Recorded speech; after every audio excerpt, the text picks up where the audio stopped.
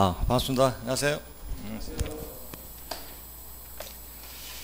자, 지난주에 권리 중심으로 한번 봤죠. 자, 오늘은 페이지가 122페이지.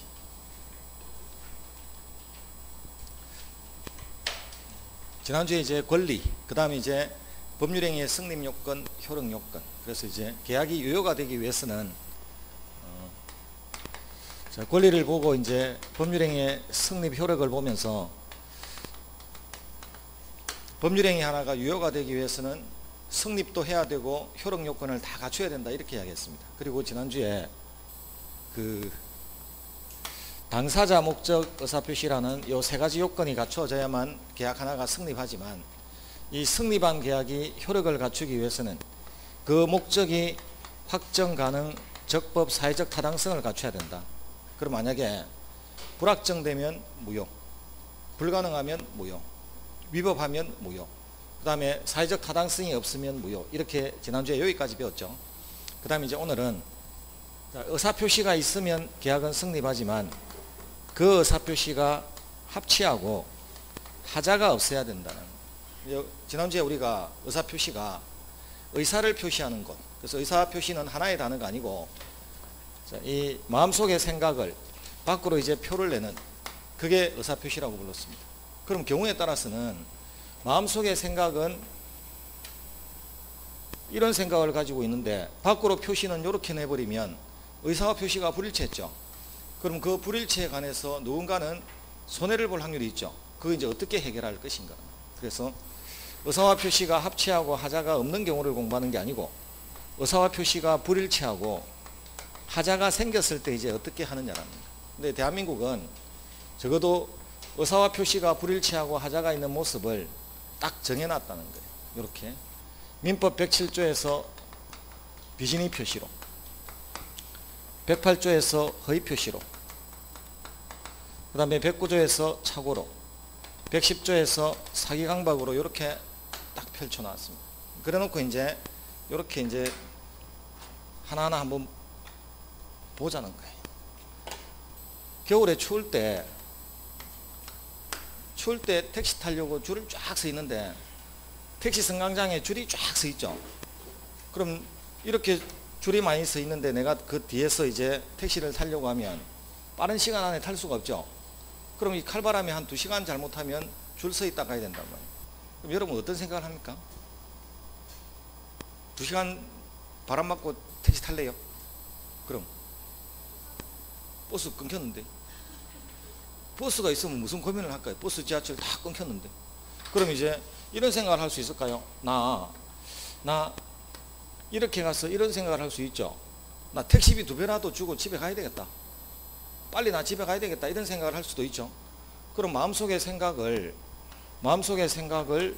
택시비 2배를 주겠다는 생각을 탁 가지고 지나가는 차마다 눈으로 째려보고 있으면 기사가 알아서 서주죠. 서주나요? 그럼 마음속의 생각을 밖으로 표를 내야 됩니까? 그럼 마음속에 택시비 2배를 줄 생각을 가지고 표시를 기사분한테 하기를 어떻게 표시합니까? 이렇게 표시하죠. 그럼 이제 마음속의 생각을 밖으로 이렇게 표를 내는, 손을 2개를 이렇게 내밀면 의사와 표시는 일치했나요, 불일치했나요? 그럼 일치해서 타고 가면 돼, 집에.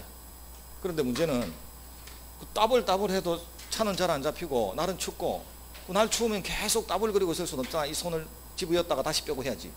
넣었다 뺐다 하다가 손이 3개가 나는 거죠. 자, 의사와 표시는 일치했나요, 불일치했나요? 근데 이 불일치했다는 사실을 그 타고자 했던 승객은 지금 알고 있을까요, 모르고 있을까요? 모르는 경우도 있고 사실 알고 사는 경우도 있겠죠. 만약에 모르고 했다면 그걸 뭐라고 합니까? 택시비 2배를 주고 2배를 줄 생각을 가지고 손가락 3개가 나갔는데 그 3개 나간 사실을 스스로 모르고 있다면 그걸 뭐라고 합니까? 예, 그걸 착오, 그걸 실수, 그걸 착각이라고 합니다. 그럼 우리 실수, 착각은 알고 하는 겁니까, 모르고 하는 겁니까? 그런데 의사와 표시는 일치했나요, 불일치했나요? 불일치했죠. 그럼 의사와 표시가 불일치하고 불일치했다는 그 사실을, 의사를 표시하는 바로 그자가, 그게 표의자입니다. 그럼 그 표의자가 모르고 하는 경우를 우리는 착오다 이렇게 이야기한다. 그럼 이제 표의자가 모르는 경우 이렇게 착오라고 합니다. 근데 이걸 이 착오에 의한 의사표시라는 이 개념을 이제 법률적으로 배우러 가면 법에는 어떻게 적혀 있냐면 법률 용어 사전 이런 데는 내심의 효과의사와 외부적 효과의사가 불일치하고 내심의 효과의사에서 외부적 효과의사로 이르는 그 경로를 표의자 스스로 인식을 하지 못하고 하는 행위 이렇게 탁 되어 있단 말이에요. 그런 말 듣고 있으면 집에 가고 싶죠? 그럼 뭔 말을 그렇게 하냐. 그냥 마음속의 생각과 밖에 나간 표시가 불일치했는데 모르고 하는 경우가 착오입니다. 자, 그런데 알고 할 수도 있을까요? 마음속의 생각은 2배인데 차가 하도 안 잡히니까 그냥 손가락 4개를 내밀 수 있을까요? 이렇게 하면서 종로 하면서 4개를 내밀 수 있죠. 그럼 실제로 알고 내밀었죠. 내배줄 생각이 있다 없다? 없는데 내밀었죠. 이걸 뭐라고 합니까? 이걸 농담이라고 합니다. 농담이죠. 자, 줄 생각 없이 주겠다고 하는 게 농담이죠. 농담은 진심입니까 아닙니까? 그러니까 진심이 아닌 표시, 그게 농담이라고. 비진의 표시가 바로 농담을 말한단 말이에요. 쉽게 말하면. 그럼 비진의 표시는 의사와 표시가 불일치하고 그 불일치했다는 사실을 의사를 표시하는 그자가 줄 생각도 없으면서 주겠다고 알고 하는 경우가 비진의 표시, 모르고 하는 경우가 착오. 이렇게 실제로 그렇게 했어요. 강남에서 차가 안 잡히니까 종로 하면서 이렇게 한 거예요. 그래가지고 이제 택시가 딱 태워서 가니까 택시 내배줄 줄 알고 기다리고 있는데 안 줘. 이게 뭔 소리냐니까 종로 사가 가달라고 이렇게 이야기했. 그래서 싸움 실컷 일어나. 자, 이제 허위 표시는 서로 짜는 경우입니다. 실제 주택 소유권을 넘길 생각이 없이 채권자를 피하기 위해서 친구한테, 처남한테 옮겨놓는 경우 있죠. 그럼 실제로 소유권 넘기는 매매를 할 생각이 있었던 거다 없었던 거다? 실제로는 없죠. 그래도 둘이 짰죠. 그럼 이렇게 혼자서 알면서 하는 게 농담, 혼자서 모르고 하는 게 착각, 둘이서 실제로 해야 될 것이 아닌 줄 알면서도 하는 것을 짜고 하는 것을 허위 표시라고 합니다. 그럼 허위 표시를 표현하는 것을 이제 서로 의사와 표시가 불일치하고 서로 통정한 경우, 통정이라는 게 짰다는 겁니다. 우리 옛날에는 간통이라는 표현을 안 썼어요. 그냥 정이 통했다거든요. 통정, 눈 맞았다죠. 그게 통정이란 말이에요. 그래서 이렇게 한 거예요. 자, 법 공부를 하지 않았지만 사기당했다는 개념이 뭔지는 알죠? 사기가 뭔지는 잘 몰라 사실. 어떻게 해야 사기죄가 성립하는지는 모르는데 사기라는 개념이 대충 뭔지 머릿속에 와 있긴 와 있죠. 사기는 기망을 당했다 이렇게 이야기합니다. 속았다라는.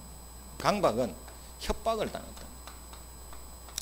그럼 이제 이 여러 가지 모습들을 한번 보니까 내가 누군가하고 계약을 하기 위해서 계약서에 도장을 팍 찍는데 착각해서 찍고 농담으로 찍고 짜고 찍고 속아서 찍고 협박으로 찍었으면 정상적으로 찍은 경우가 없죠.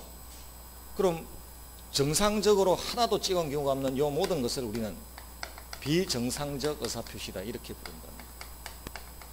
그럼 우리는 이제 지난주에 이렇게 배웠는데, 자, 의사표시가 합치하고 하자가 없어야만 제대로 된 효과를 줘서 계약이 유효라고 했는데, 그럼 불일치하고 하자가 있으면 제대로 된 효과를 줄 수 없죠.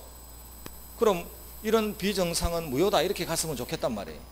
근데 문제는 이 하나하나의 비정상적인 모습을 보다 보니까 우리가 그 사람을 비난하는 정도가, 손가락질하는 정도가 다를 수 있나요? 속아서 도장 찍은 자와 목에 칼 들어오는 바람에 도장 찍은 자와 농담으로 찍은 자를 똑같은 기준으로 비난할 수는 없죠. 그래서 같은 비정상이라도 일괄적으로 무효로 할 수는 없겠더라는 거예요. 그 경중에 따라 효과를 제각각 달리 해보자는 게 우리 민법이라는 거예요. 그럼 만약에 농담을 하면 100만 원 빌려줄 생각도 없이 친구한테 100만 원 빌려주겠다고 이야기를 하면 100만 원 빌려줘야 됩니까? 안 빌려줘야 됩니까? 빌려줘야 된다. 일단 말을 한번 내뱉으면 책임지라는 거예요. 그럼 비진의 표시, 농담을 해버리면 우리 법은 원칙은 이 비진의 표시를 무효로 할까요? 유효로 할까요? 그럼 마음속의 생각은 100만 원 빌려줄 생각이 없는 자가 표시는 빌려주겠다고 이야기를 하면 계약이 유효가 됐다는 이야기는 빌려주라는 이야기죠. 왜? 당신의 농담을 믿고 상대방은 다른 데서 물건 사고 파는 계약을 하고 계약금을 지불한 상태에서 당신한테서 돈이 안 오면 손해볼 수 있죠. 그래서 농담하면 책임지라는 겁니다. 그럼 원칙은 유효라는 거예요. 근데 만약에 혹시 갑이 100만 원 빌려줄 생각도 없이 빌려주겠다고 이야기했을 때 을이 네가 무슨 돈이 있냐, 네 사정을 내가 더 잘 아는데 말이나 따나 고맙다 이렇게 생각할 수 있죠. 그럼 요 을은 갑이 농담하고 있다는 사실을 알았거나 또는 조금만 조심했더라면 알 수 있는 상태일 수도 있죠. 그럼 을은 그 갑한테서 돈이 오지 않는다는 것이 뻔한데 다른 데 물건 사고 파는 계약을 할 이유가 없었죠. 그럼 이 갑의 농담은 이제 없던 걸로 해주겠다. 그럼 상대방이 자신이 농담하고 있다는 사실을 모르고 있다면 책임지라는 거예요. 그러나 상대방이 알고 있다면 책임질 필요가 없다는 거예요. 그럼 예외적으로 상대방이 그 농담을 들은 상대방이 알았거나 갑이 농담하고 있다는 알았거나 알 수 있었을 경우에는 그 계약은 무효가 된다는 거예요. 우리 법인. 자, 하나. 알았다가 뭡니까? 그래서 악이. 어떤 사실을 모르고 있다가 선의. 어떤 사실을 알고 있다가 악이. 그래서 이게 강의가 어떤 식이냐면 복습을 꼭 해줬으면 좋겠다는 강의가 어떤 이런 거거든요. 다른 과목 이런 것들은 이런 걸 수도 있죠. 요거 배우는 거하고 저거 배우는 거하고는 별개니까 그 내가 언제 들어와도 별 관계가 없을 수가 있거든요. 서로 다른 걸 배우는 거니까. 근데 민법은 특히 저한테는 파도처럼 배우는 거거든요. 지난주 걸 와서 지난주 걸 그걸 기초로 해서 또 들어가고 하다 보니까 중간에 느닷없이 탁 들어오거나 일주일 만에 다 까먹고 오면 사실 지난주 걸 떠올려야만 할 수 있는 거죠. 어느 정도. 그럼 지난주에 어떤 사실을 모르고 있다를 선의, 알고 있다를 악이라고 했죠. 그럼 언제까지 이렇게 길게 적고 있을 거냔 말이에요. 뭐 알았거나 알 수 있을 경우 이렇게 길게 적는 게 아니라 좀 압축해서 적어야 될 거 아니에요. 자, 알았거나를 악이라고 합니다. 이제. 자, 그런데 알 수 있었을 경우라는 것은 알았다 몰랐다. 알았거나 말 되나요? 그럼 이 알 수 있었을 경우는 알았거나가 되면 안 돼요. 왜? 알았다가 말이 안 되잖아요. 그럼 알 수 있었을 경우라는 것은 몰랐다라는 거예요. 그런데 조금만 조심했더라면 눈치를 챌 수도 있었을 텐데 눈치를 못 챘네라는 거예요. 자, 우리 교통사고에서 고의로 사고를 낼 수 있죠. 그게 악이죠. 그런데 고의는 아니지만 설마 하면서 부주의해서 사고를 내버리면 사고가 실제로 날 줄은 몰랐다. 근데 조금만 조심했더라면 그 사고를 막을 수도 있었을 텐데 그게 과실이라고 봅니다. 우리 과실이 있다라. 그럼 앞으로 이제 민법에서 알 수 있었을 경우라는 것을 바로 과실이라고 한다. 그럼 이제 상대방이 알았거나 알 수 있었을 경우 이렇게 표현할 수도 있고 앞으로는 악이나 과실이 있는 경우 이렇게 표현한다. 딱 줄여가지고 과실은 이런 말을 한다. 그럼 허위 표시를 하면 서로 짜고서 하면 무효입니다. 차고나 사기강박을 하면 계약을 취소할 수 있다고 합니다. 자, 지난주에 무효하고 취소의 차이를 설명해 줄 때 무효는 처음부터 무효지만 취소는 취소하겠다고 주장을 해야만 무효가 된다고 했죠. 그럼 취소를 하기 전에는 이 두 사람이 했던 계약은 비록 사기당한 계약을 했지만 협박당해서 계약을 했지만 이 계약은 유효입니까 무효입니까? 그럼 취소하기 전에는 유효고 사기당한 갑이 협박당한 갑이 나 그 계약 없던 걸로 하겠다고 취소를 하고 나면 무효가 되죠. 그럼 대한민국 민법은 같은 비정상적인 모습 가지고도 일괄적으로 한 바구니에 담아서 전부 무효다 이렇게 만드는 게 아니고 비진의 표시를 했을 때는 유효인데 예외적으로 무효로 해주겠다. 서로 짰을 때는 무효로 만들겠다. 차고나 사기강박을 했을 때는 취소할 수 있도록 해주겠다.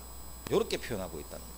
그럼 지금까지는 우리가 이렇게 배웠는데 딱 두 개로 요건을 갖추면 유효, 못 갖추면 무효 이렇게 배웠는데 사실 그 무효가 되는 모습이 다 무효가 아니라 제각각 다를 수도 있다는 거죠. 요건을 못 갖추어도 하나씩 이렇게 배운다. 자, 이때 이제 이렇게 좀 보자. 그럼 이렇게 요건 3개를 딱 갖추어 놨는데, 자, 택시비 2배를 줄 생각을 가지고 손가락은 3개 나가면, 이거 모르고 나가면 착오라고 했죠. 이거 나중에 분쟁 발생합니까 안 합니까? 목적지에 도착해서 이 기사분은 3배를 받으려고 할 거고 나는 2배를 주려고 할 거고, 그럼 하나의 운송계약을 체결했는데 분쟁이 발생할 수밖에 없죠. 그래서 분쟁이 해결 안 되면 어디로 가나요? 네? 그 기사하고 싸움하다가 해결 안 되면 어디로 갑니까? 그러니까 항상 파출소, 경찰서 말고 낮은 데로 임하소서. 파출소에서 막을 걸 경찰서로 넘어가면 비용이 따따블입니다. 경찰서에서 막을 걸 일단 검찰로 기소되는 순간에 또 비용이 따따블입니다. 법원 가면 또 따블이죠. 변호사 해야 되니까. 그래서 파출소에서 100만 원으로 막을 것을 법원까지 가게 되면 돈 1000만 원 넘어 들어갑니다. 항상 낮은 데서 해결해야 된다. 뭔 사건이 터져도. 그래서 순실이 누나 같은 이런 사람은 알 바가 아닌 바에야 그냥 멀리 있는 판사나 이런 분은 알 필요가 없고 그냥 동네 파출소장이나 잘 알면 돼. 그래서 이 연말에 이렇게 추울 때는 신라면 한 박스라도 들고 저녁에 그 추운데 고생한다고 한 번씩 집어 던지면 그 인맥이 쌓이죠. 나름대로 선도위원도 좀 하고. 그럼 나중에 법원의 판사님이나 검사가 실제 사건을 보고 한 게 아니고 경찰이 꾸며준 조서를 보고서 하는 거 아니에요. 그런데 그 경찰 제일 밑에서 처음에 그 폭행 사건의 조서를 꾸며 적은 경찰이 때렸다와 맞으니까 때렸다 이렇게 적는 건 다르죠. 엄청난 차이잖아요. 그러니까 그 경찰이 중요한 거예요. 우리는 그 사람한테 신라면을 줘야 되지 검사를 줄 필요가 없는 거예요. 세상 잘 살아가려면 그렇게 잘 살아가잖아요. 사람들 사건 저래 터져도. 자, 그럼 경찰서에 가서 이제 파출소에 가서 해결할 텐데, 파출소에 가면 연말에 파출소 풍경이 어떨까요? 거기에 아줌마 하나는 왜 아저씨 멱살 하나 잡고 와서 술값도 없으면서 술은 왜 먹었냐고 하고 있고, 그 옆에 큰 의자에는 한 명이 벌써 대자로 뻗어 있고, 하나는 전화기 들었다 놨다 하면서 청와대 전화건이 안 하니 하고 있고, 15살짜리 꼬맹이 둘이는 담배 피다 잡혀서 손 들고 서 있죠. 그러다가 갑과 을이 택시비 싸움과 택시비 가지고 파출소에 들어오면 이 A라는 순경이 아이씨 2배만 받으면 되지 뭔 3배를 받으려고 입 아파 죽겠는데 여기까지 찾아오나. 차라리 그 시간에 2배 받고 딴 승객 하나 더 태우겠다. 이렇게 승객의 편을 드는 경찰도 있을까요?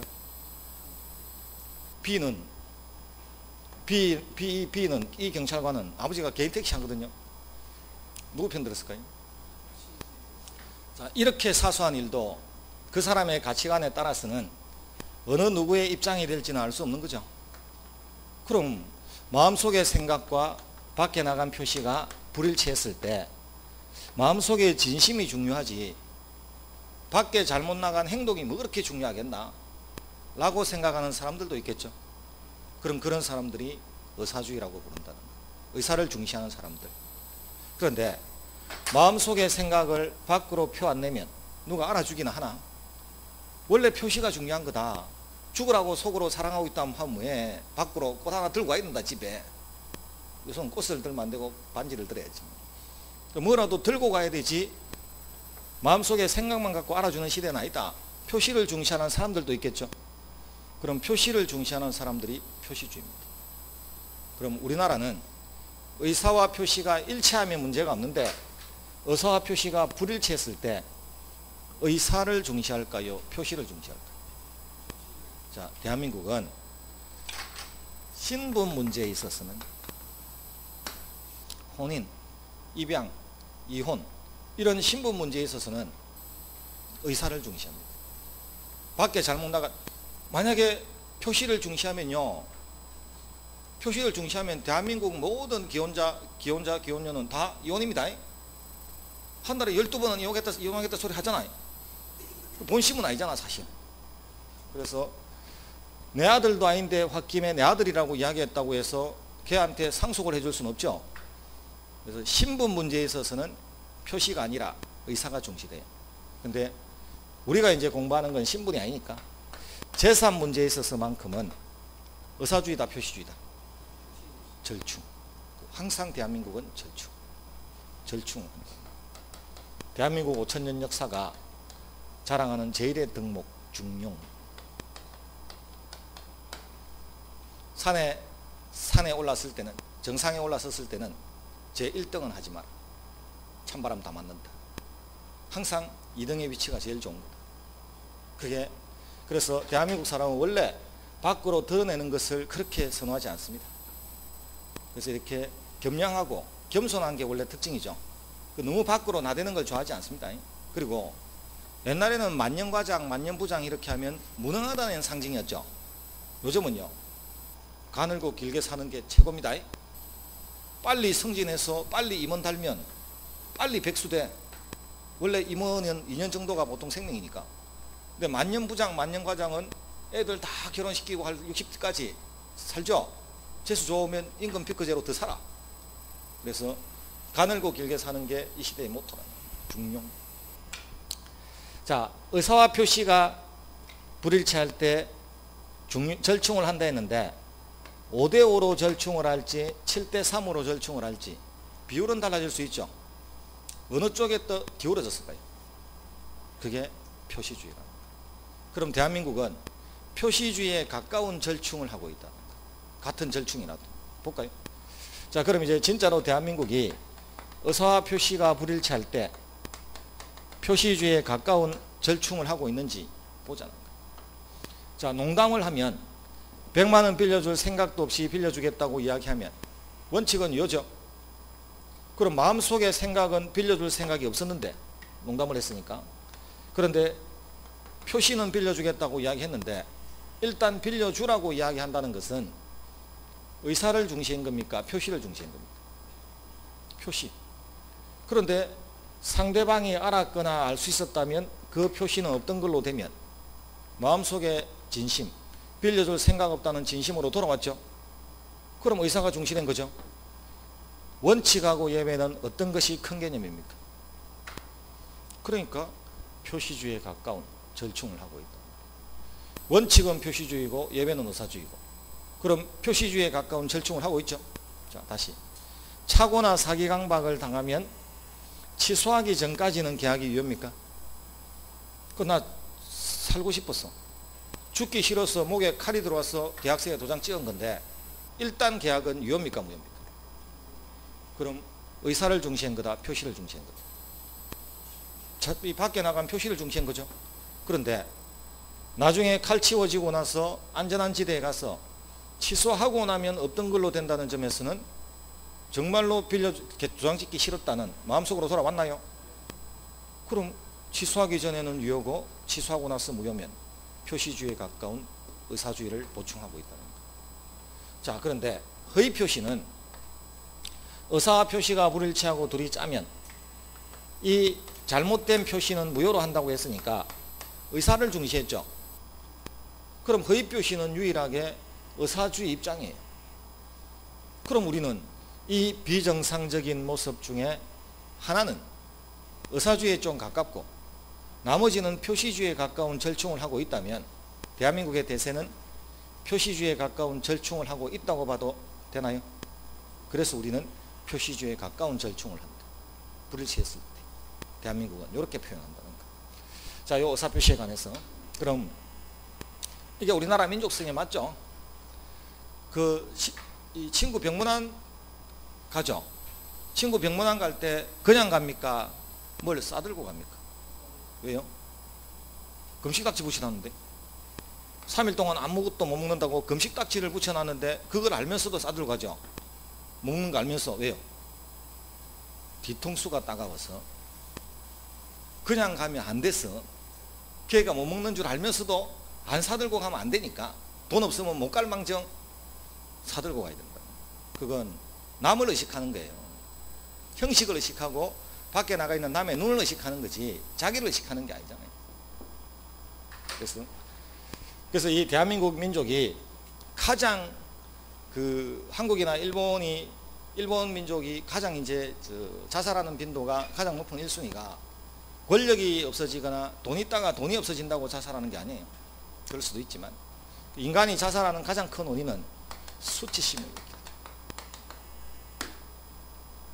그래서 어떤 나라 국민도 어떤 나라에 살든 어떤 집권을 하는 자가 부패하지 않는 자가 어디 있나 말이에요. 조금씩은 부패하겠지. 그래서 해먹는 거 가지고 들고 일어나진 않아요. 그런데 국가적으로 수치심을 지금 느끼니까 아니 무슨 이게 도대체 이거 밖에 나와서 대한민국 사람이라고 말도 못하게 생겼으니까 들고 일어나는 겁니다. 그래서 그 수치심을 느끼는 게 가장 대표적인 게 한국하고 일본이에요. 그 화장실 문화를 보면 중국은 화장실이 앞이 비어있죠. 옛날에 중국은 화장실에 문이 없었어요. 그러니까 남자든 여자든 화장실에 볼일을 볼 때는 앞에 텅 비어 있어서 지나가다 다른 사람이 다 봤단 말이에요. 부끄러운 줄 몰라. 그런데 그게 당연했다고 그 사람들은. 왜? 전쟁을 하도 겪으니까 볼일 보고 있어도 누가 쳐들어오면 튀어야 될 거 아니에요. 그럼 쳐들어온지 보여야 될 거 아니에요. 그래서 항상 앞이 튀어야 돼요. 근데 한국이나 일본은 그런 민족은 아니니까 항상 화장실은 가장 남들이 볼 수 없는 은밀한 장소에 있는 거예요. 가장 자기의 부끄러운 부분을 보여주지 않겠다는 거거든요. 그래서 옛날에 속담이 화장실하고 처가는 멀리 떨어질수록 좋다고 했죠. 근데 요즘은 문화가 화장실이 떨어져 있나요? 집 안으로 들어왔나요? 그러니까 처가가 가까워졌죠. 요즘은 처가가 훨씬 가까워졌어. 요즘 이모 잘 알지 고모 잘 몰라. 다 애들이. 다만 수치심을 느끼면 자살하는 방법이 다를 뿐이에요. 일본 사람들은 수치심을 느끼면 어떻게 할까요? 할복 자살하죠. 칼로 이렇게 쫙 베를 건. 한국 사람들은 점프를 하죠. 대한민국 이 한강 다리 중에서 유일하게 자살의 명소로 꼽힌 다리 있죠. 그래서 저는 호기심이 생기면 참지를 못하는 스타일이라서 가봤죠. 이게 왜 여기서 자살을 많이 하는가. 딱 가보니까 정말 명소예요. 야, 이게 그냥 눈 딱 감고 손만 놓으면 딱 되게 돼 있는 데다가 그 옆에 공간이 조금 있더라고. 차 달리는데도. 그래서 아 이게 마지막 정리하기 좋구나. 앉아서 소주 한잔 먹고 뛰기 좋구나. 의문인 뭐가 의문이냐면 그 소주를 왜 다 안 마시고 뛸까요? 보통 뛰는 사람이 소주 반병씩 먹고 뛰더라고. 마지막 반병은 남기더라고. 이왕 뛰려면 다 마시고 뛰지. 그래서 그 자살의 명소라는 것도 가면 이유가 있는데, 그래서 그 안에 요즘은 거기 그 대교에 이렇게 놨더만요. 이제 마지막으로 뭐 팻말을 하나 더 적어 놨더만요. 요쪽을 세고 뛰지 말라고. 자, 친구들하고 고기 먹습니다. 친구들하고 고기 먹을 때 누구는 굽고 있고 누구는 입에 집어넣죠. 그래서 젓가락질 수도 없이 가죠. 그런데 마지막에 고기가 한 점이 딱 남으면 이거 어찌 되던가요? 예? 이거 장기간 버티죠. 심지어 계산대 나올 때까지도 저거 아무도 안 먹죠. 아니 고기가 수북하게 많을 때는 서로 젓가락질이 오더만 왜 고기가 한 점이 남았을 때는 젓가락질을 그렇게 쉽게 안 할까요? 이제 남의 눈을 보는 거거든. 하나밖에 없을 때는 한 명이 젓가락질을 찍게 되면 모든 사람들이 쳐다볼 수밖에 없죠. 그걸 의식하는 게 한국 사람이다. 그런데 한 점이 남았든가 말든가 그냥 남의 눈 의식 안 하고 집어가는 사람 있나요? 누군가요?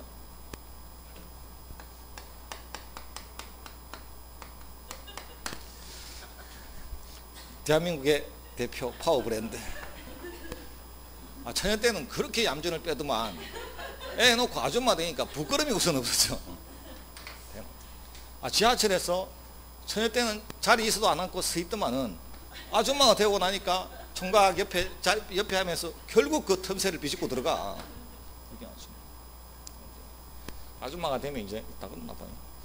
자, 제가 아는 분 중에 저보다 연세가 훨씬 많으신 분인데 그 평양에서 그렇게 부잣집 딸로 자라가지고 진짜 손에 20살이 될 때까지는 손에 물 한 방울 안 묻히고 자랐는데 그 이제 해방되고 나서 월남하고 보니까 아무것도 없는 거죠. 그래서 이제 자식들을 키우려고 하다 보니까 그 부잣집 따님이 그 평생을 자갈치 시장에서 그 생선 팔아가지고 그 애들 국회의원 만들고 교수 만들고 했습니다. 그 자녀들을. 그 화장품 하나 제대로 안 사 입고 옷 하나 제대로 안 사 입었어. 그렇게 어릴 때 잘 살았어도. 그게 대한민국을 키운 힘이죠. 이 아줌마가. 그 아무것도 없는 나라잖아요. 지화자원도 없고 아무것도 없고 사람밖에 없는 이 나라. 전쟁까지 맞아가지고 산이고 뭐고 벌거벗어서 아무것도 없는 이 뼈밖에 없는 나라를 50년 만에 전 세계 13위의 경제대국으로 키우는 힘은 아줌마인 거예요. 그 아줌마가 이 모든 것을 다 끌어올리는 거예요. 근데 왜 그래서 경기가 잘 돌아갔는데 요즘은 아줌마가 엄마 역할에 충실합니까? 여자 역할에 충실합니까? 엄마보다는 자기 역할에 충실한 거예요. 자기도 챙긴단 말이에요. 그래서 경기가 안 돌아가. 아무것도 없는 나라인데. 그래서 다음에 선거할 때는 그 대한민국의 경제를 좀 더 잘 살게 할 수 있는 대통령 그런 걸 할 수 있는 사람을 뽑아서는 안 돼. 대한민국은 더 이상 잘 살 수가 없는 나라예요. 아무것도 없는 나라에서 13위까지 온 것도 기적이에요. 기적. 이만큼 온 것도 지금. 어떻게 더 잘 살까요? 있는 거나 좀 제발 지키게 해달라고 그러지. 그 헛된 약속을 하면 뽑으면 안 된다. 우리 잘못 뽑으면 어떻게 되는지 뼈저리게 느끼고 있죠. 자, 이 비진위 표시, 허위 표시, 착오, 사이강박은 비정상적인 모습이지만 효과를 제대로 똑바로 주진 않는데 비진위 표시가 되면 농담을 하면 원칙은 이어져. 예배가 무효죠. 허위 표시를 하면 서로 짜면 무효죠. 착오나 사이강박은 취소할 수 있죠. 어떤 경우에 착오가 되고 사이강박이 되는지는 천천히 하고 우선은 정상일 때는 효과를 주는데 비정상일 때는 효과를 안 준다더라. 다만 효과를 안 준다고 해서 일괄적으로 무효가 되는 게 아니라 제각각 효과는 달라질 수도 있다더라. 여기까지만 하라는 거. 이게 의사표시의 기본입니다. 자, 그게 122페이지에 가시면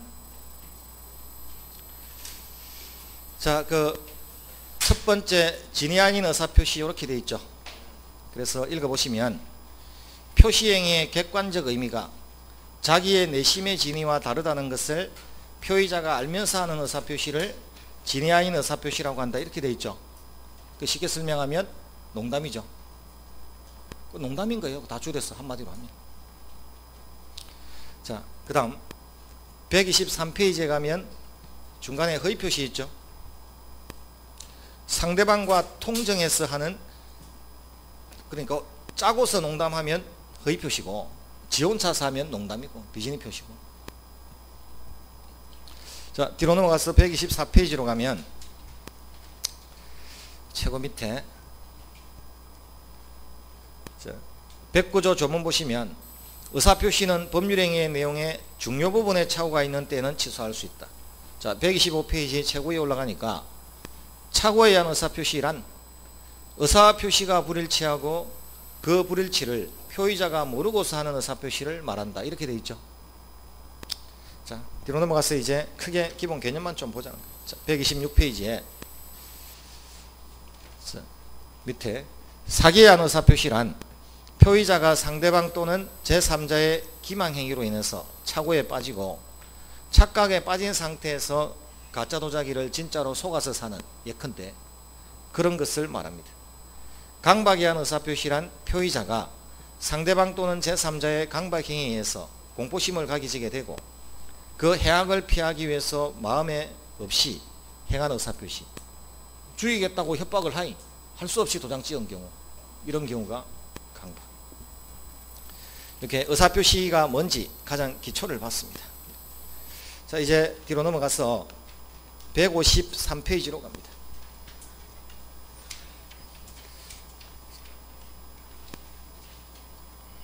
거기에 물건의 종류 있나요? 자, 이 물건에 지난주에 물건 채권이 뭔지는 해줬죠. 그리고 제한물건, 용익물건, 담보물건 잠깐 설명해줬죠. 이제 본격적으로 그 153페이지에 읽어보시면 물건의 종류 1. 민법상의 물건. 물건은 크게 점유권과 점유할 권리, 즉 점유를 정당화시킬 수 있는 권리, 즉 본권, 이렇게 구분되고, 점유할 권리에는 다시 소유권과 제한물권, 제한물권에는 다시 용익물권과 담보물권, 용익물권에는 지상권, 지역권, 전세권, 담보물권에는 유치권, 질권, 저당권이 있다라고 되어 있죠. 요거 이제 조금 분석을 합니다. 기본. 크게 물건은 세상 모든 사람한테 행사할 수 있는 권리 맞나요? 누구한테나 힘을 행사할 수 있는 권리죠. 이런 물건은 크게 본권과 점유권으로 나누어진다는 거예요. 그리고 그 본권은 소유권과 제한물권으로 나누어지고, 다시 제한물권은 용익물권과 담보물권으로 나누어진다. 이렇게 표현한다는 거예요. 자, 우선 물건을 토지나 건물과 같은, 카메라와 같은, 시계와 같은 물건을 법률상 지배하고, 그래서 머릿속으로 관념상 지배하는, 이걸 우리는 소유한다 이렇게 표현합니다. 사용수익 처분하는 기능을 가지긴 했지만 물건을 법률상 지배하는 걸 소유한다라고 합니다. 자, 시골에 아버지가 돌아가시고 상속을 받았는데 땅이 몇 평 되지도 않고, 그렇다고 크게 돈이 되지도 않아서, 거들떠보지도 않아서 내려가 본 적이 없어요. 지난 20년 동안. 그 땅을 누가 갈아먹고 있는지도 몰라. 사실 어디 붙어 있는지도 몰라. 이제 가물가물해. 그래도 내 땅입니까? 그래도 내 거 맞나요? 자, 이완용 후손이 100년이나 지나서 자기 정주 할아버지 땅이 자기 땅이라고 소송하고 앉아있죠. 그럼 그 땅에 가서 한 번도 땅을 밟아보지도 않은 인간이 실제로 어디 붙어 있는지도 모르는 땅을 자기 땅이라고 주장하고 있죠. 소유권은 그런 개념이란 말이에요. 소유권은 현실적으로 물건을 손에 꽉 움켜쥐고 발로 밟고 있어야만 인정되는 권리가 아니라 관념상, 법률상 지배한다는 거예요. 그럼 어디 붙었는지도 모르는 물건도 내 물건일 수 있다는 거죠. 그게 소유라고 한다는 거예요. 그런데 만약에 물건을 사실상 지배하는, 이 분필 누구 겁니까? 이 분필 소유자가 누굽니까? 네? 학우이겠죠? 제가 산 거 아니거든요. 자, 이 분필의 소유자는 학우인데 이 분필을 분필의 용도대로 부러뜨리기도 하고 쓰기도 하고 사실상 손에 움켜쥐고 지배하는 사람은 저죠. 그럼 저는 소유자는 아니죠. 그런데 점유하고 있는 겁니다. 사실상 지배하는 게 점유다. 이 점유라는 개념은 독일어를 번역할 때 이렇게 번역을 했더라면, 소지한다라고. 자, 소유한다하고 소지한다의 개념 느낌상 오죠. 소유자가 아니라도 물건을 소지할 수 있나요? 소지라고 번역을 했더라면 그렇게 빨리 받아들일 것을. 그래서 일본에서는 소유권, 소지권 이렇게 이야기하지 소유권, 점유권 이렇게 안 한단 말이에요. 근데 일본이 소지라는 표현을 먼저 쓰니까 대한민국은 점유라는 이 표현을 쓴다는 거예요. 이런 건 좀 따라해도 되는데, 편한 것을 따라하는 게 나은데. 그래서 대한민국은 점유권, 일본은 소지권. 자, 그럼 점유는 소유자가 아니라도 점유할 수 있죠. 도둑놈은, 물건 훔친 도둑놈은 소유자도 아니다. 그런데 점유는 하고 있을 수 있나요? 그럼 그 점유는 정당합니까? 정당하지 않습니까? 그래서 우리가 도둑놈이 카메라를 들고 다니면 불법 점유자. 점유자는 점유자인데 불법이잖아요. 불법 점유자랍니다. 불법 점유자도 점유자입니까? 그래서 점유라는 개념은 물건을 사실상 지배하는 걸 점유, 법률상 지배하는 걸 소유. 자, 여러분이 앉아있는 이 의자는 소유자가 누굽니까? 그런데 오늘 이 4시간만큼은 내가 지배하고 있죠. 그럼 1시간 마치고 쉬는 시간에 밖에 나갔다 오니까 그 자리에 누가 앉아있으면, 아, 남의 자리에 왜 앉아있냐고 비키라고 합니까? 비키라고 안 하고 그럼 내가 비킵니까? 그러니까 그 자리는 내 자리니까 다른 데 앉으시라고 이야기하죠. 그럼 오늘 아침 이 시간만큼은 내가 점유하고 있는 거예요. 소유하고 있는 게 아니에요. 그게 점유라는 개념입니다. 자, 그럼 이제 가비엘한테 자기 주택을 5억을 받고 전세금 5억을 받고 계약기간 2년 동안 세를 줄 수 있죠. 그럼 이 주택을 남의 주택을 계약기간 2년만큼은 자기 주택인 것처럼 사용하고 수익하죠. 그럼 이 물건을 사실상 계약기간 2년 동안은 지배하고 있나요? 지배하고 있죠. 소유자가 아니지만. 그리고 갑의 친척이 와서 당신이 뭔데 갑의 집에서 아침에 자고 나오냐 이렇게 물으면 이 2년 동안은 내가 남의 집이라도 사실상 지배할 수 있는 것을 정당화시키고 있는 권리가 있는 거니까, 정당화시키는 권리가 있으니까 나 건들지 말라고 당당하게 이야기할 수 있나요? 그 권리가 뭔가요? 전세권. 그 권리가 지금 전세권이죠. 그럼 이 전세권은 점유를 정당화시키는 근거가 되는 권리입니까? 그걸 우리는 앞으로 본권이라고. 그래서 본권 딱 보시면 그 본권에는 소유권도 있고 제한물권도 있죠. 용의물권, 전세권은 여기 있죠. 그럼 소유권도 본권이 되고 전세권도 본권이 되고 임차권도 본권이 되고 다 될 수 있다는 거죠. 근거가 될 수 있으면. 그럼 여러분이 쓰고 있는 볼펜을 누가 와서 시비 걸듯이 당신이 뭔데 그 볼펜을 쓰냐고 이야기하면 뭐라고 이야기하나요? 내 건데. 내 거니까 내가 쓰지 하죠.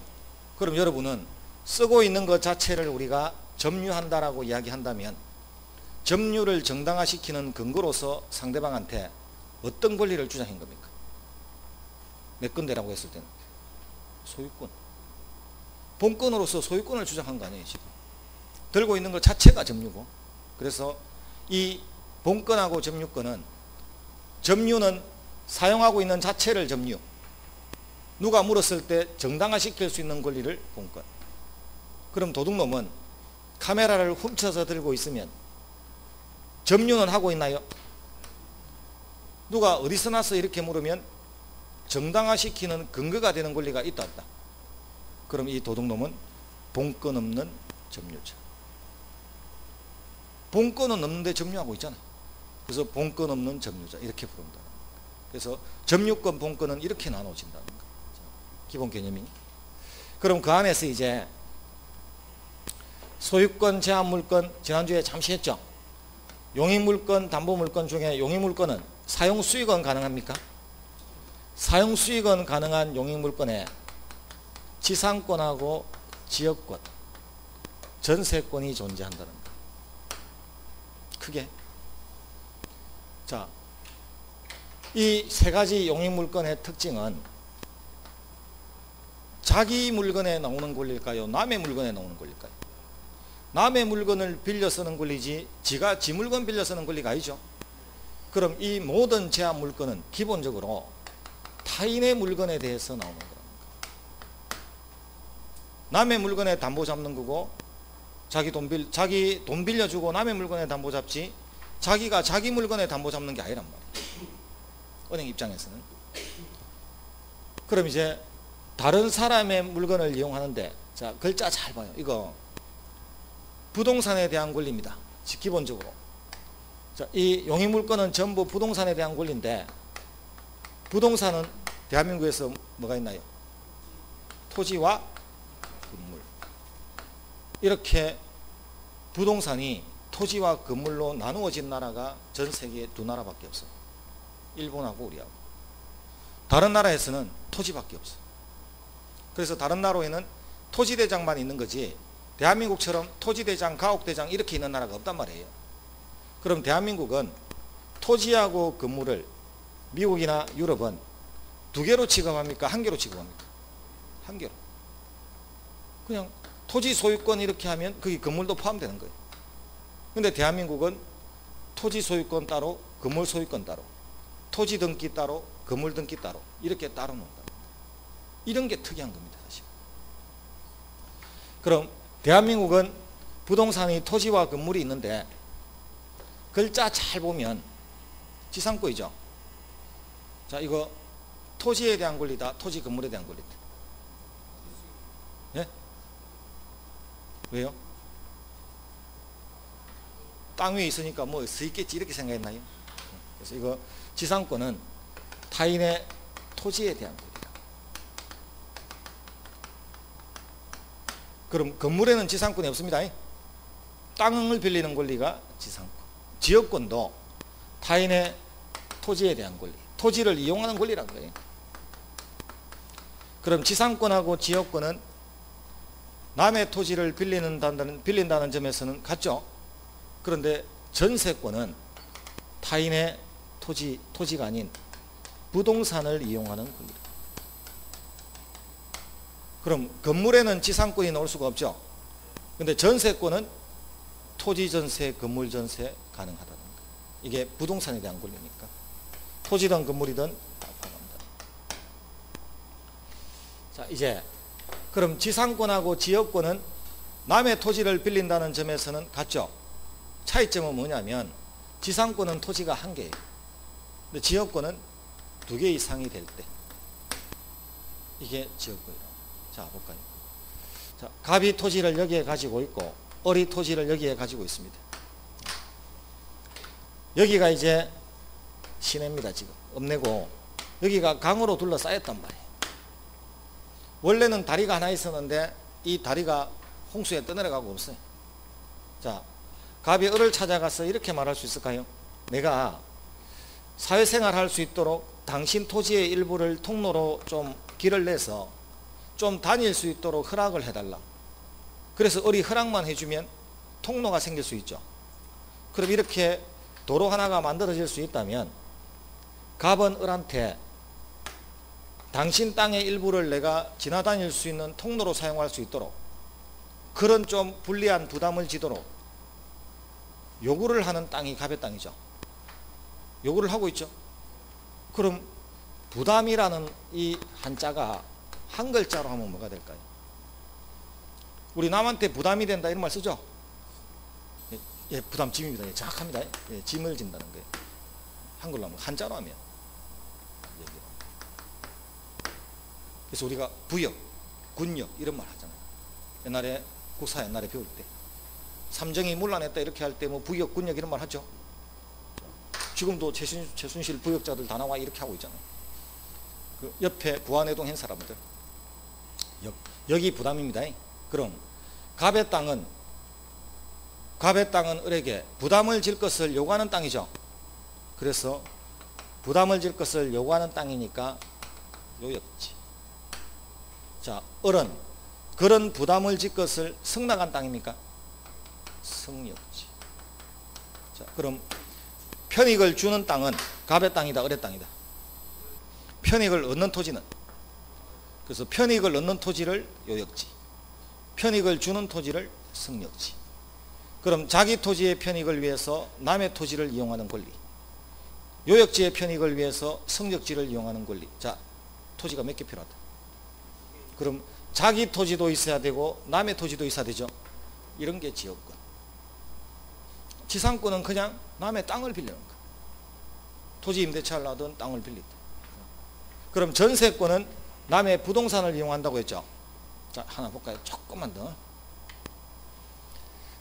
남의 땅을 빌리는 것은 토지를 임대차해서 빌릴 수도 있고 토지 전세를 해서 빌릴 수도 있습니다. 그런데 지상권이라는 권리가 하나 만들어져 있단 말이에요. 자, 그럼 이런 경우는 어떻게 될까요? 내가 나무 키우는 기술은 있는데 땅이 없어. 그래서 땅을 가진 사람을 찾아가서 그 땅을 좀 빌려주라. 내가 한 30년 동안만 나무를 좀 키우게. 30년만 가꾸면 엄청난 수익이 날 수 있다. 원목으로 키워서. 이렇게 요구할 수 있죠. 근데 만약에 토지 임대차로서 빌리면 이 임대차는 물거이다, 채권이다. 그럼 채권이면 중간에 토지 소유자가 바뀌어버리면 물건과 채권이 충돌하면 물건이 우선하죠. 그럼 30년 키워야만 원목이 되고 그 전에 베어내면 땔감밖에 안 되는데 소유자가 바뀌어서 내 땅에서 철거하고 나가라고 하면 나는 다 베어내고 나가야 되죠. 그럼 나는 자살하는 게 낫죠.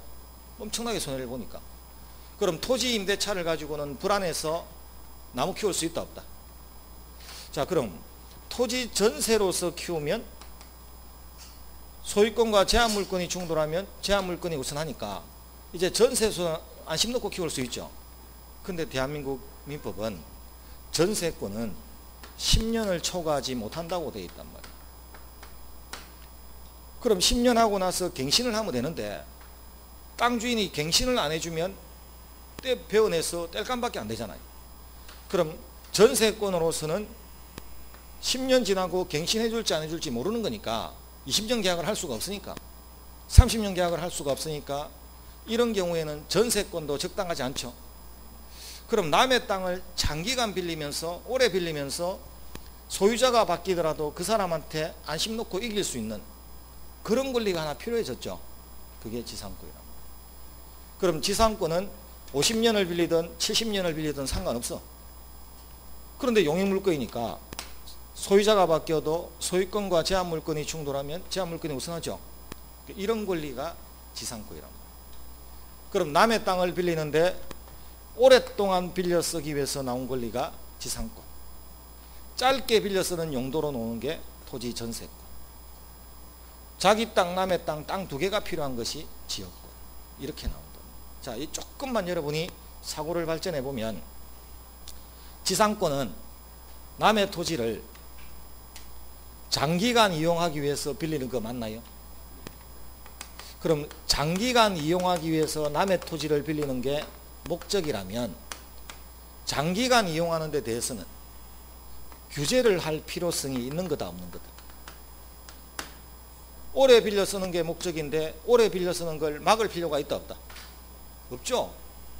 오히려 그 목적이 오래 빌려 쓰는 거라면 오래 빌려 쓰는 거는 장려하고 권장해야 될 거 아니에요.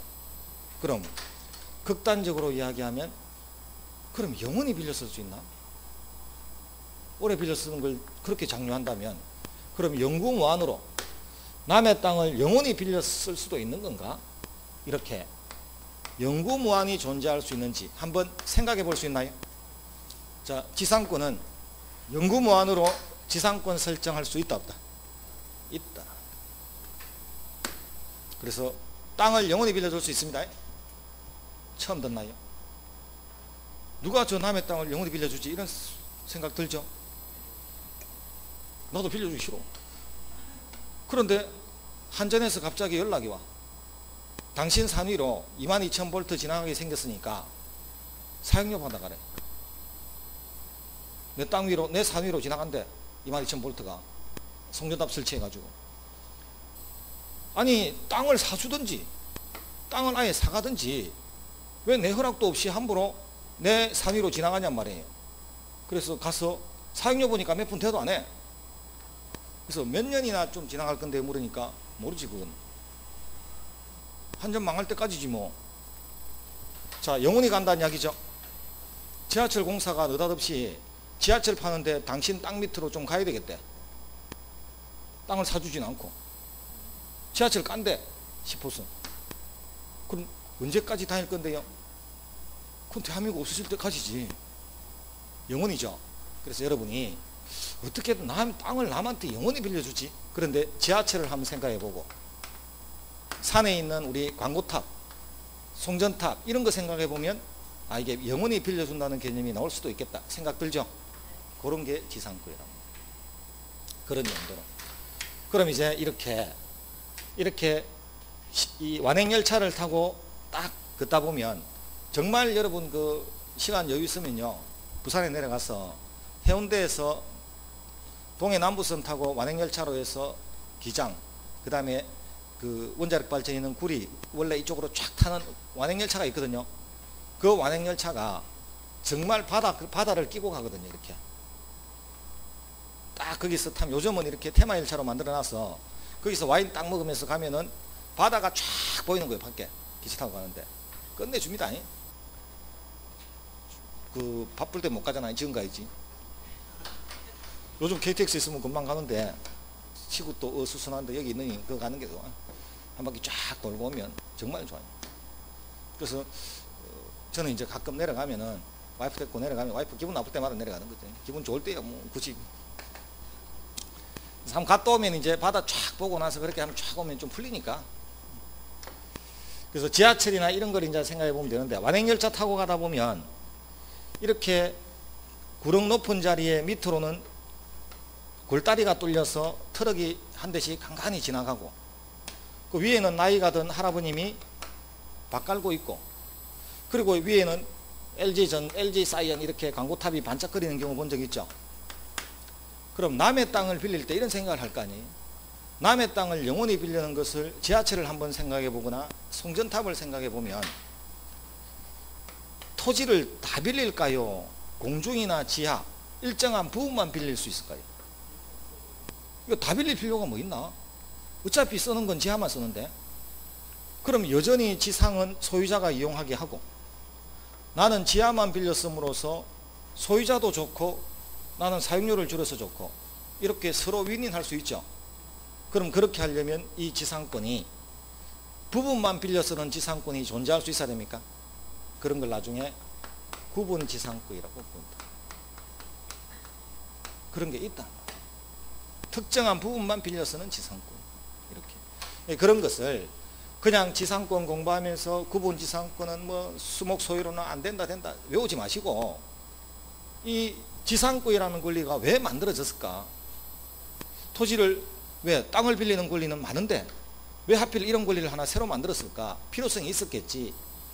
그럼 토지를 장기간 이용할 필요성 때문에 만들어졌다면 장기간 이용하는 데 대해서는 말릴 필요가 없지 않나? 그럼 영원히 빌려 쓰는 것도 한번 생각해 볼 수 있나? 그리고 그게 가능하다면 도대체 어떤 우리 머릿속에 사례가 있지?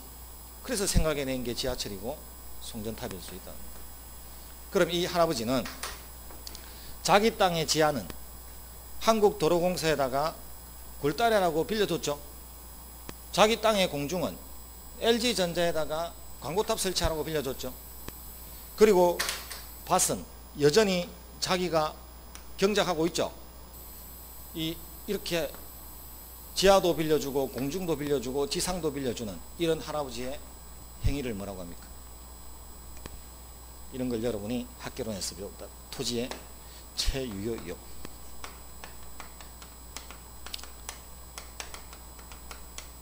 버릴 게 없다.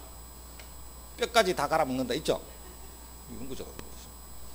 물건 하나 사서 뼈째 다 발라먹는다는 이야기나 토지를 샅샅이 남한테 다 이용한다는 거예요.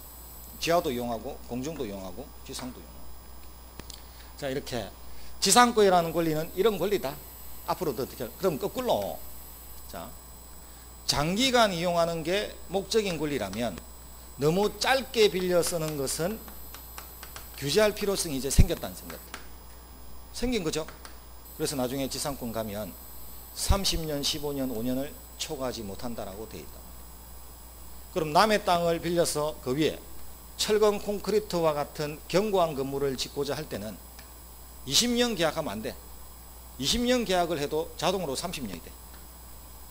7년 계약을 해도 30년, 27년 계약해도 30년이 된다. 그럼 법에서 정해진 일정 기한보다 그것보다 더 빌려 써야 되지, 짧게 빌려 쓴 건 막는다는 거예요. 그럼 목조 건물을 짓고자 할 때는 최소 15년은 빌려 쓰라는 거예요. 그럼 짧은 기간을 규제는 하지만 장기간은 규제하지 않죠. 근데 전세권은 거꾸로, 전세권은 토지 전세 같으면 단기간 이용하는 게 목표인 권리니까 너무 오래 쓰는 것은 막아야 되겠죠. 그러니까 10년을 초과하지 못한다. 20년 계약해도 10년이라. 10년을 초과하지 못하니까. 근데 너무 짧게 쓰는 건 그런 말릴 필요가 없죠. 그래서 나중에 전세는 토지를 빌릴 때는 6개월 빌려 써도 되고 3개월 빌려 써도 돼. 건물은 나중에 최하 1년은 빌려 쓰도록 하고 있지만 이렇게 규제하고 있다. 그래서 여러분은, 자, 용익물권이 뭐다? 그 안에 지상권, 지역권, 전세권이 어떻게 차이가 난다? 그 다음에 이런 지상권은 적어도 장기간 이용하기 위해서 나온 권리고 전세권은 단기간 이용하기 위해서 나온 권리다 정도의 개념을 잡으라는 거예요. 그 기본 개념이 돼야, 그러니까 이런 이론이 나올 수 있겠네, 오래 빌려 쓰는 거니까 하고 이제 이해가 되는 건데, 그냥 막 외우면 평면적으로 나열하면 1년을 공부하나 2년을 공부하나 용어만 익숙해지 똑같아요. 이렇게 용의물건을 조금 기본 개념을 잡았습니다. 자, 담보물건은 유치권, 질권, 저당권 이렇게 나누어진단 말이에요. 자, 은행에 돈 빌리고 주택을 담보로 잡고 부동산에 등기부등본에 저당, 건저당 깔리는 거 있죠. 그게 우리 저당권이란 말이에요. 점유는 하지 않고 서류상으로만 지배하는 것. 그런데 길 가다가 건물에 플랜카드 붙어가지고 유치권 행사 중입니다. 이런 거 플랜카드 봤나요? 또는 세탁소 주인이 세탁비 안 준다고 남의 옷 들고 있을 수 있죠. 자동차 정비업소에서 정비대금 안 갖다 준다고 자동차 안 주고 버틸 수 있죠. 그럼 자기 돈 받기 위해서 남의 물건을 유치하는 권리 있죠. 이걸 유치권이라고 한다. 그럼 이제 질권이 뭐냐면 전당포 생각하시면 됩니다. 돈 빌리기 위해서 시계나 보석을 가지고 전당포에 찾을 수 있죠. 그럼 그 전당포에 시계나 보석을 맡겨야만 돈 빌릴 수 있죠. 그게 부동산 들어갑니까 안 들어갑니까? 예? 전당포에 부동산 맡기고 돈 빌릴 수 있다 없다? 없어. 동산만 된다. 그래서 우리 시험 범위가 아니죠. 우리는 부동산 중개에 관한 게 시험 범위지 동산은 시험 범위가 아니니까. 그럼 우리 사람이 볼모가 되면 뭐라고 부르죠? 인질. 물건이 볼모가 되면 질권. 보석이나 시계가 볼모가 되면 질권. 사람이 볼모가 되면 인질. 요즘은 인질 사건이 잘 안 나와요. 옛날에는 군에 갔다가 애인이 고무신 거꾸로 딱 갈아 신으면 탈영하는 사람도 있죠. 그래서 총 들고 탈영했다가 몇 발짝 가도 못하고 그 근처 다방에서 최후의 한글을 하죠. 그 손님 하나하고 여종 5번 잡아놓고서는 그 애인 데리고 오지 않으면 같이 죽겠다 이렇게 수류탄 한 개 들고 하죠. 그럼 거기 잡힌 그 승객이나 여종업원을 뭐라고 합니까? 그게 인질이잖아. 그럼 이 승객, 이 잡혀있는 이 고객은 방송 타죠. 그럼 집에 가도 죽어. 출장 간다고 갔다가 방송은 여기서 타기 때문에 집에 가도 죽고 여기서도 죽으니까 여기서 죽고 국립묘지 가는 게 낫습니다. 어차피 와이프한테 맞아 죽잖아요. 자, 그래서 크게 물건은 본건과 점유권으로 나누어진다. 본건이 뭔지 점유권이 뭔지 개념 잡고, 그 다음에 그 본건은 소유권과 제한물권으로. 제한물권은 사용수익하는 거냐 처분하는 거냐. 사용수익은 지상지형 전세. 그 다음 담보물권은 유치권, 질권, 저당. 가장 기초적인 게. 이렇게 놓으면 얼마 좋을까요? 다음 중 물건이 아닌 것은 1. 점유권, 2. 소유권, 3. 전세권, 4. 채권. 답은요? 이렇게 나온 적도 있었다. 공인중개사 1회 때. 공인중개사 1회 때는 이렇게 나왔습니다. 2달만 공부하면 된다가 이럴 때. 왜? 그동안 복덕방이라고 하고 있던 분한테 자격증을 줘야 되겠는데 이 나이 많으신 분들이 시험 쳐서 합격할 수가 없잖아요. 그럼 합격하게 만들려면 문제가 어떻게 나와야 되겠어? 그러니까 이렇게. 그때는. 지금은 이것보다는 10배 이상 어려워진 거지. 적어도. 자, 이런 게 이제 있습니다. 좀 쉬었다가 이제 그 물건 본격적으로 좀 보러 갑니다.